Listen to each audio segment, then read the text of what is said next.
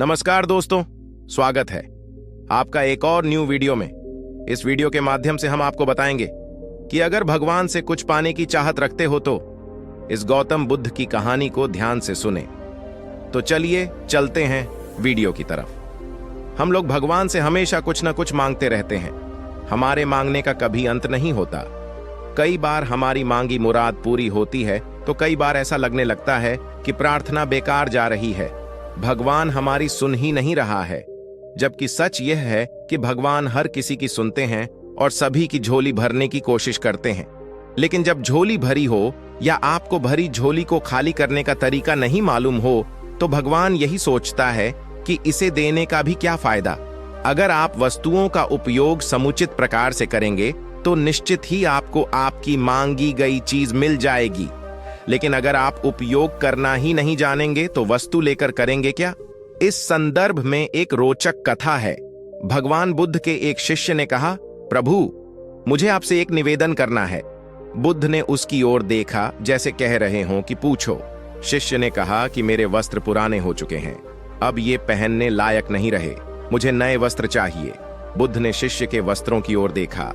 वस्त्र सचमुच बिल्कुल जीर्ण हो चुके थे। बुद्ध ने दूसरे शिष्य से नए वस्त्र लाने के लिए कहा।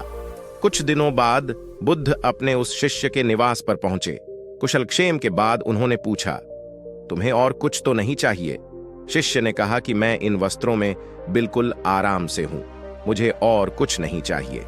अब बुद्ध और शिष्य का संवाद शुरू हुआ जो इस प्रकार था।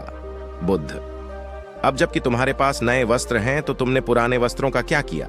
शिष्य, मैं अब उसे ओढ़ता हूं। बुद्ध, ओढ़ने के पुराने वस्त्रों का क्या किया? शिष्य, जी मैंने उसे खिड़की पर लगा दिया है। बुद्ध, तो क्या तुमने पुराने पर्दे फेंक दिए? शिष्य, जी नहीं, मैंने उसके 4 टुकड़े किए। रसोई में उनका इस्तेमाल चूल्हे पर से गर्म पतीलों को उतारने के लिए करता हूं। बुद्ध, तो फिर रसोई के पुराने कपड़ों का क्या किया? शिष्य, अब मैं उन्हें रसोई साफ करने के लिए प्रयोग करूंगा। बुद्ध, तो रसोई के पुराने वस्त्रों का क्या किया?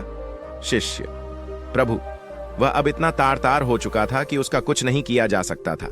मैंने उसका एक एक धागा अलग करके बातियां तैयार कर लीं। उन्हीं में एक से कल रात आपके कक्ष को प्रकाशित था। बुद्ध शिष्य के इन उत्तरों से संतुष्ट हो गए। वे प्रसन्न थे कि उनका शिष्य वस्तुओं को बर्बाद नहीं करता और उसमें समझ है कि उनका उपयोग किस तरह से किया जा सकता है। कथा सुनाकर संत ने कहा, इन दिनों जब प्राकृतिक संसाधन दिन प्रतिदिन कम होते जा रहे हैं तो हमें कोशिश करनी चाहिए कि चीजों को बर्बाद ना करें और अपने छोटे छोटे प्रयत्नों से इस धरती को सुरक्षित बनाकर रखें। तो दोस्तों, कैसी लगी आपको यह भगवान बुद्ध की कहानी? कमेंट बॉक्स में जरूर बताना।